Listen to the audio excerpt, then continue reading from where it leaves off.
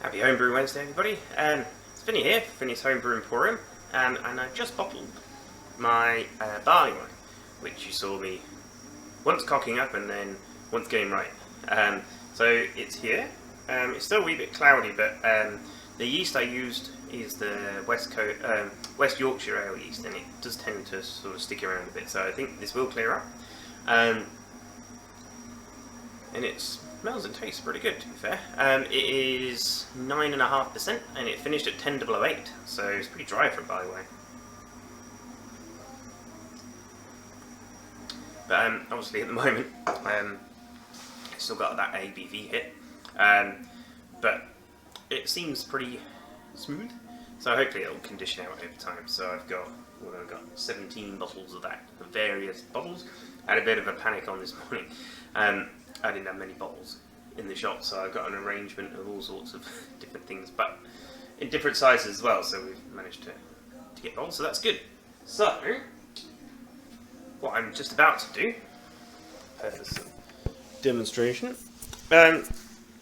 is playing around with this. So this is a keg I've managed to get in. It's basically not going to be able to be used in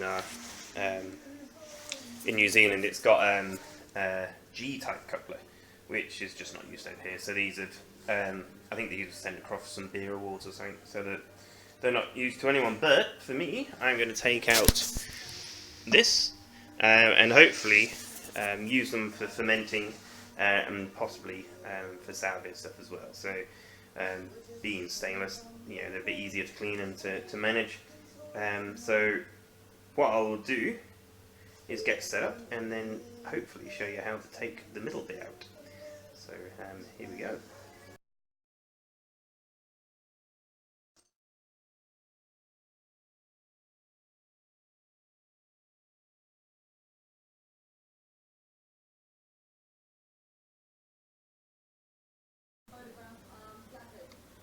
Right, yeah, so I've just bottled the Wheat Bix Stout, and here's the sample.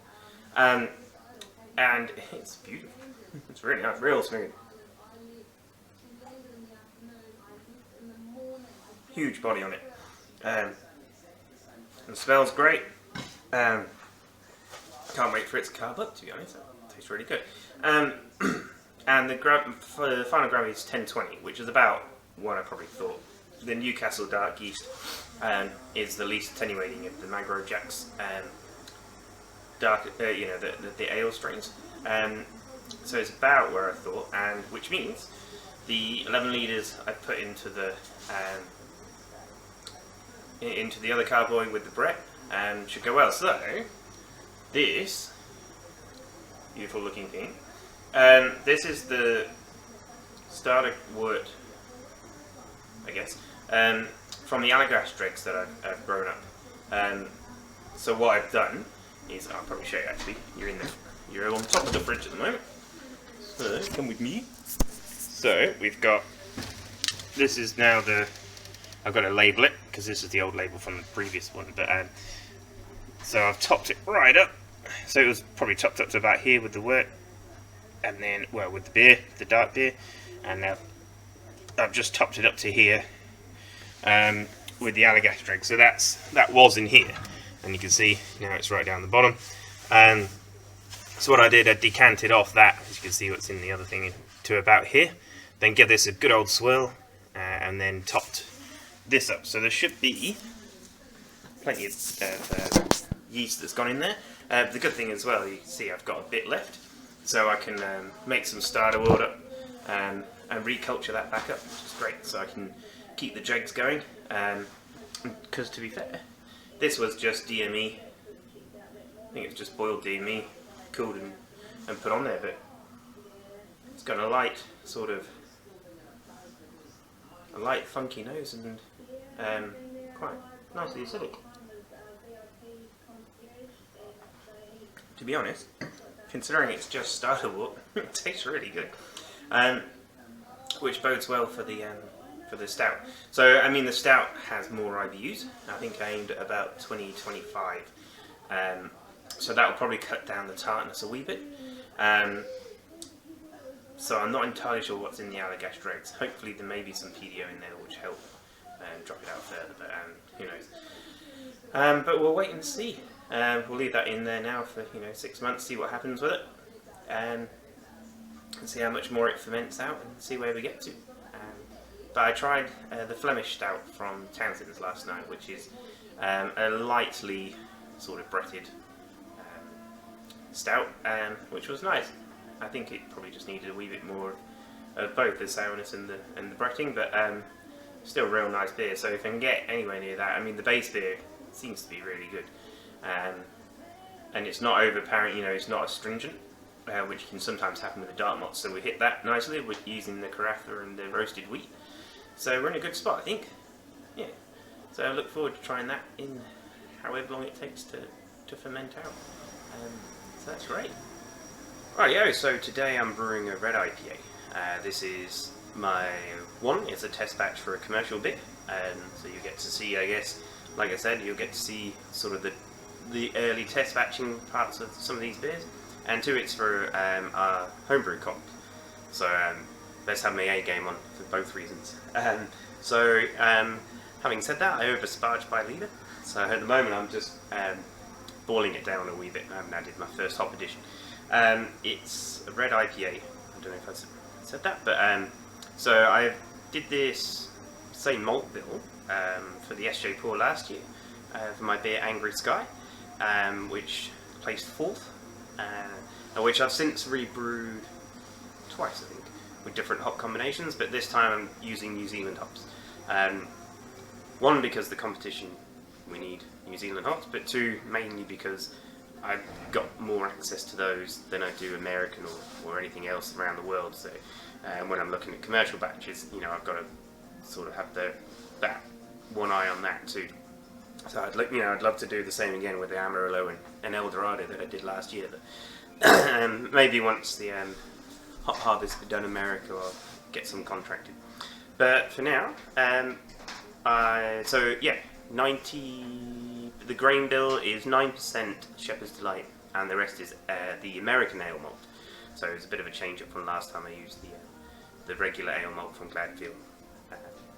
So it's bubbling away at the moment. I'm just about to add my bittering, which is Kohatu, and the flavour hops will be a combination of Nelson, Kohatu, and Waiti, and then I'm going to dry hop with Nelson and Waiti as well. So the Waiti should be, they say it's like Tangelo, citrusy sort of things. Nelson, we all know, is like passion fruit, Sauvignon grapes, and Kohatu is more of a tropical fruit. So that one's going in at 20 minutes as well to hopefully add some flavour.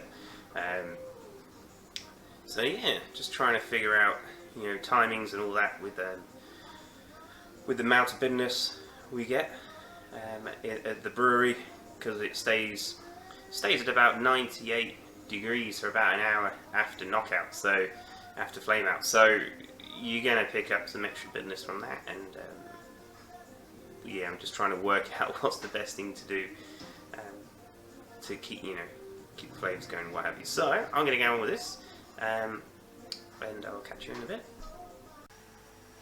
Yeah, so I guess a successful week.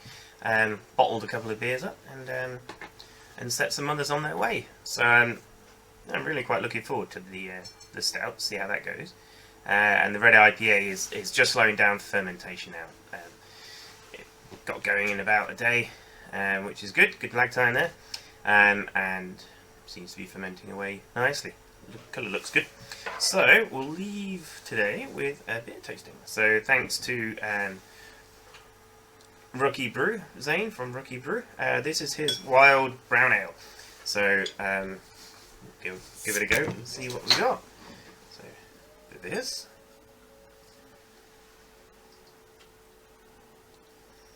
So unfortunately I didn't see the brew date for this one, so my apologies, Zane. But I don't know if you can see that as well. It's a good colour. A nice colour. Bit of malt on the nose.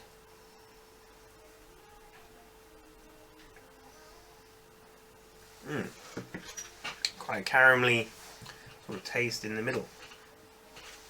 It's quite clean. Not sure if I'm getting a slight hint of something on the nose, which potentially is. Ooh.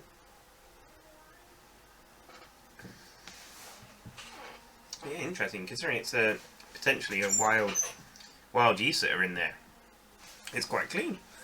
Well done.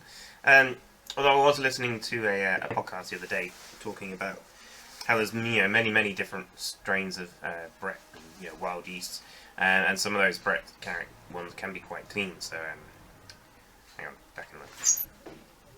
Sorry, just had a customer, but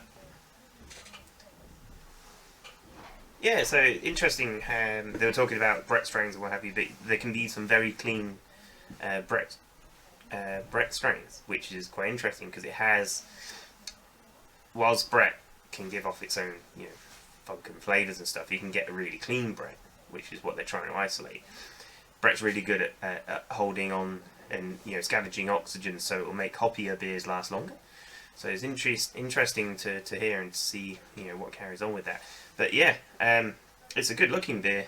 It's definitely, I think for a brown beer you could possibly be a bit darker and maybe add some brown malt or dark sort of chocolate malt to sort of help it dry out a bit. I wonder, it doesn't have, as you see, a great deal of carbonation, so I wonder if it's fully carbonated.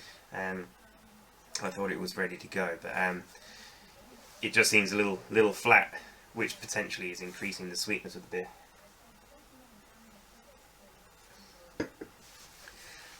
But yeah, overall good beer. Yeah, a bit more carbonation and a bit more dark. Well, I think getting rid of that slight sweetness from some carbon sugar, I think you'd be onto a real good bit. So keep it up, and I'll catch you out. I'll catch you soon. So thanks everyone for stopping by. I'm on at this moment. I'm on 191 subscribers, so I'm 9 short of the competition. So get subscribing, and we'll do a comp hopefully in the next week. Cheers.